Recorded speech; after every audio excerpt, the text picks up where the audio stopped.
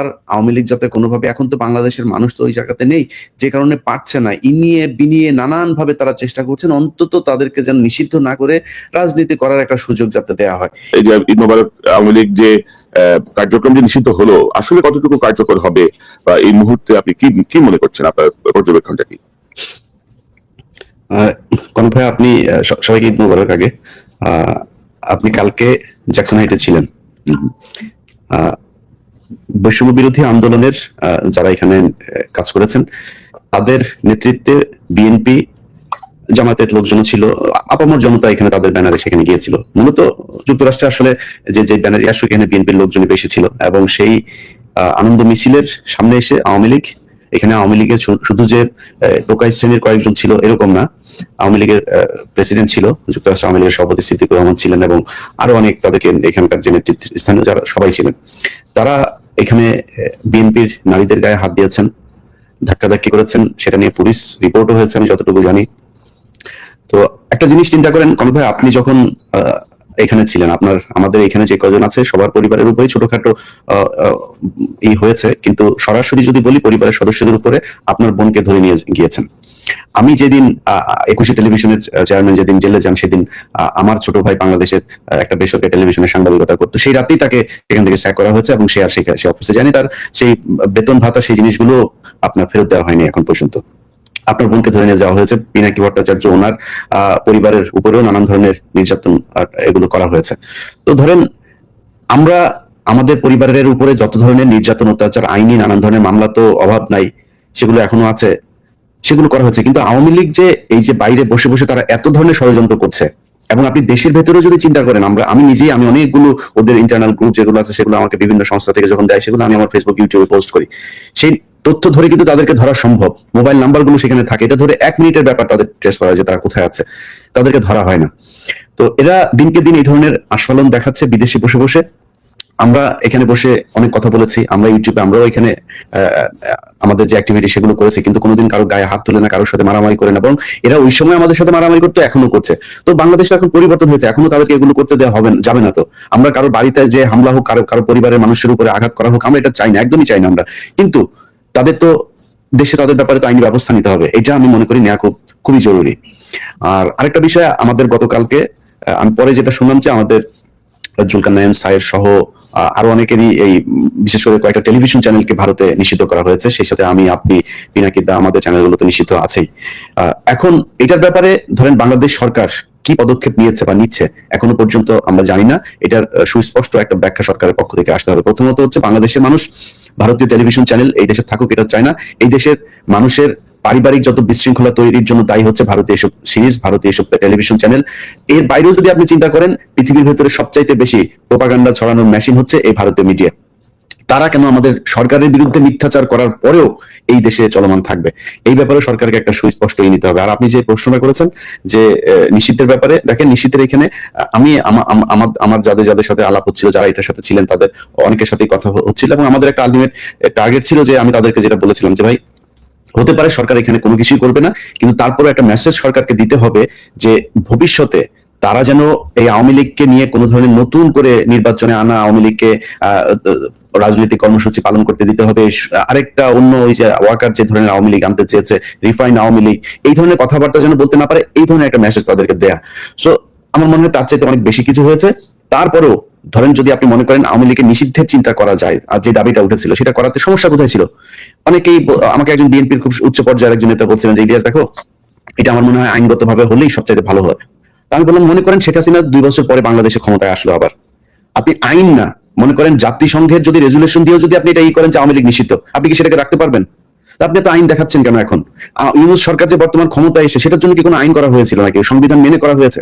সেনাপ্রধানের কোনো ক্ষমতা আছে কোনো কিছু করা, কাউকে ডেকে নিয়ে এইভাবে রাজনৈতিক কার্যক্রম নাই তো, সবই তো বেআইনি ভাবেই করা হয়েছে। তো এইটার জন্য শুধু আইনি পদক্ষেপ কেন লাগবে? চুপকে সরাইতে পারা যাবে না কেন? এখনো আওয়ামী লীগের যারা বিভিন্ন জায়গায়, পুলিশ প্রশাসন এখন সবাই ত্যাগী, বিশাল ত্যাগী, অথচ তারা এখন আছে, ওসি আছে, যারা কিনা আওয়ামী লীগের 2-3 থানায় ওসি ছিলেন। আমি কালকে কয়েকজনের তালিকা পেলাম, তাদেরকে আবার ওসির পদে বসানো হয়েছে।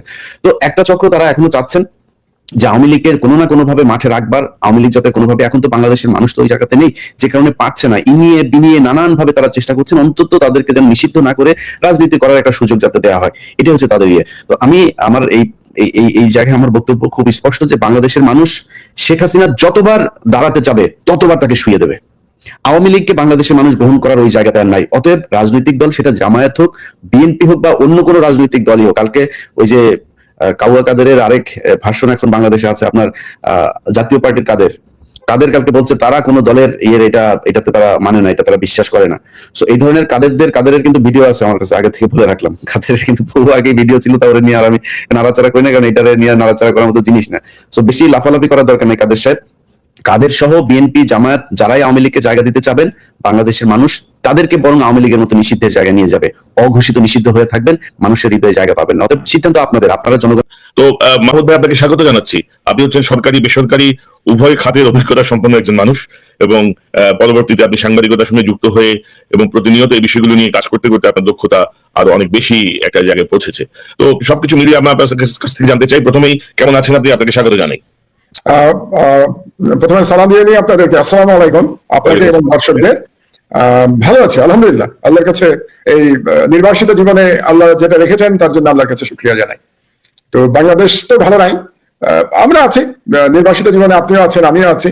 তো আল্লাহর কাছে সর্ব অবস্থায় শুকরিয়া জানাতে হয়, তো আমরাও জানাই আল্লাহর কাছে শুকরিয়া।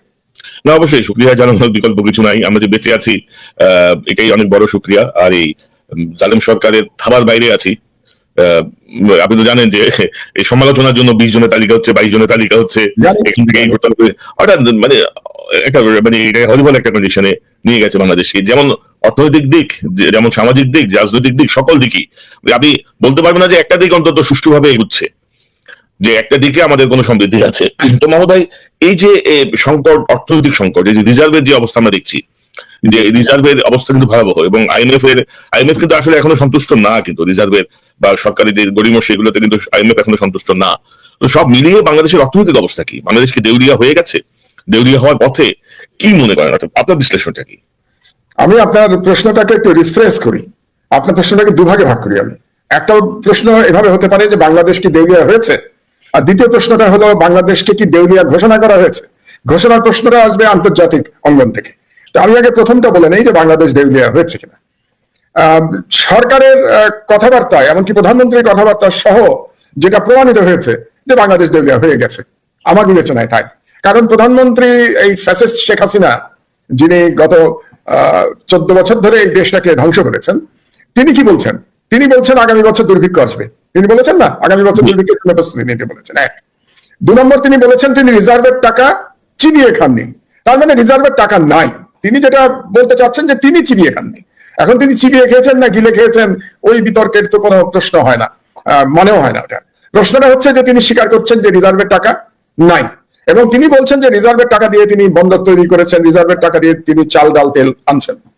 তো তার মানে উনি, প্রথম কথা হচ্ছে যে উনি জানেনই না যে রিজার্ভের টাকা একটা রাষ্ট্রে ডে টু ডে এক্সপেন্সে ব্যবহার করা যায় না। ডে টু ডে এক্সপেন্সে ব্যবহার করবার জন্য রেভিনিউ এক্সপেন্ডিচার, বাজেট যেটা থাকে, সেখান থেকে টাকা খরচ করতে হয়। আর রিজার্ভের টাকার কাজ অন্য। তো তিনি কি করেছেন? তিনি রিজার্ভের টাকাকে শেষ করে ফেলেছেন। এবং তারপরে দেখুন, সম্ভবত সৌদি একজন মন্ত্রী, সম্ভবত প্রতিমন্ত্রী বাংলাদেশ ভিজিট করেছেন সম্প্রতি 2-1 দিনের মধ্যে। তার কাছে শেখ হাসিনা বলেছেন বাকিতে তেল দেওয়ার জন্য।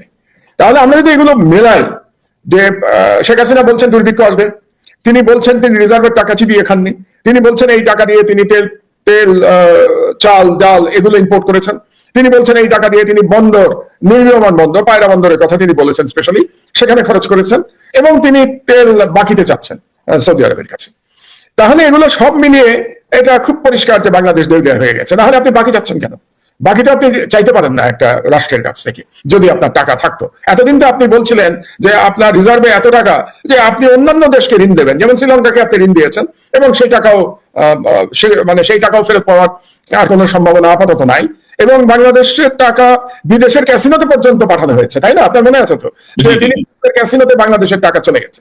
তো এই ক্যাসিনোতে এবং তারও এখনো কোনো সুষ্ঠু কিছু হয়নি। তাহলে এই টাকা কি শেখ হাসিনা পাঠিয়েছেন ক্যাসিনোতে, ক্যাসিনোতে জুয়া খেলবার জন্য? তো এই টাকার দায়িত্ব তো তাকে নিতে হবে, বাংলাদেশ ব্যাংককে নিতে হবে। আচ্ছা, এখন আমি রিজার্ভের প্রশ্নে আসি। রিজার্ভের গল্প কিন্তু শেষ হয়ে গেছে। শেষ হয়ে গেছে কিভাবে আপনি দেখুন, এতদিন ধরে তারা $8 বিলিয়ন এক্সেস রিজার্ভ দাবি করছিল সরকার। তো আইএমএফ এর যে ফিল্ড টিম বাংলাদেশ ট্যুর করে গেল, তার সাথে আলোচনার পর বাংলাদেশ ব্যাংকের গভর্নর কিন্তু স্বীকার করে নিয়েছেন যে $8 বিলিয়ন নাই। তার মানে এতদিন তারা বলছিল যে বাংলাদেশের রিজার্ভ হচ্ছে $34-35 বিলিয়ন, কিন্তু প্রকৃতপক্ষে এখন $8 বিলিয়ন যদি আপনি এখান থেকে বাদ দিয়ে দেন, যেটা আসলে রিজার্ভ না, তাহলে রিজার্ভ দাঁড়ায় $25 বিলিয়ন নিচে। আরো গুরুত্বপূর্ণ কথা হচ্ছে যে এই রিজার্ভের মধ্যে আবার পুরো টাকাটা কিন্তু ব্যবহার করা যায় না। এই জন্য রিজার্ভের মধ্যে বলে যে ক্যাশ রিজার্ভ বা ব্যবহারযোগ্য রিজার্ভ। তো ব্যবহারযোগ্য রিজার্ভ আমার কাছে যে ইনফরমেশন, সেটা হচ্ছে বাংলাদেশের এই মুহূর্তে $15 বিলিয়ন নিচে।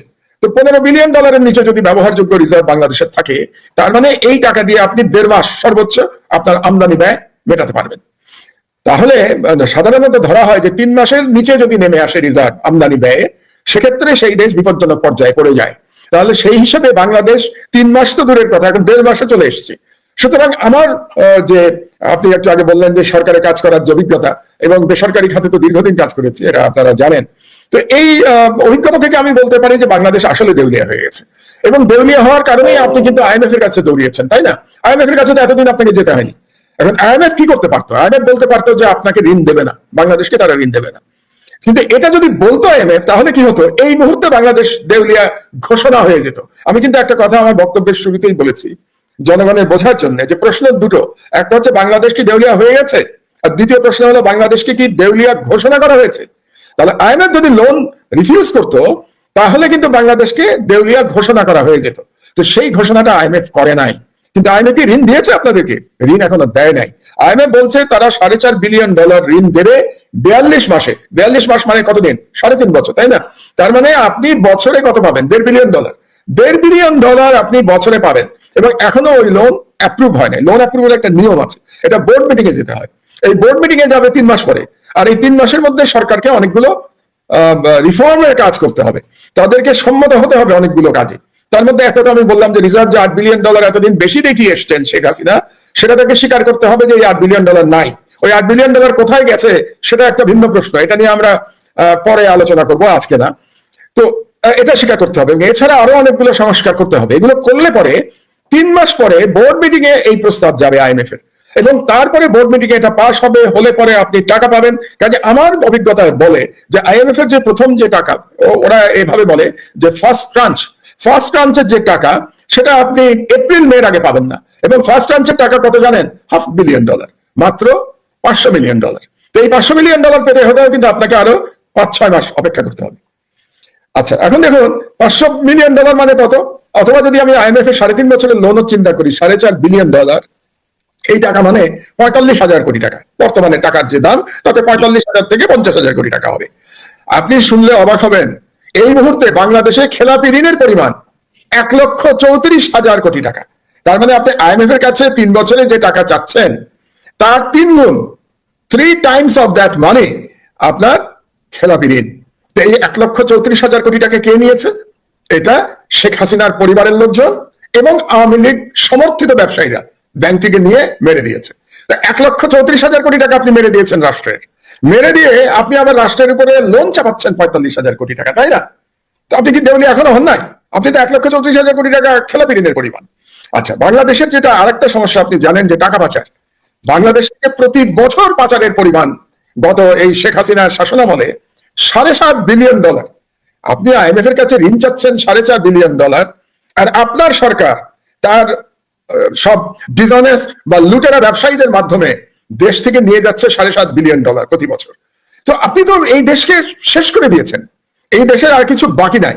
আপনি এখন সৌদি আরবের মন্ত্রীর কাছে দেন দরবার করছেন বাকিতে তেলের জন্য। এই তেলের মূল্য পরিশোধ কে করবে? বাংলাদেশ। আপনি তো করবেন না, বা আপনার পরিবার করবে না, বা আওয়ামী লীগের ব্যবসায়ীরা করবে না। এই দেশ, এই ঋণ পরিশোধ করবে জনগণ।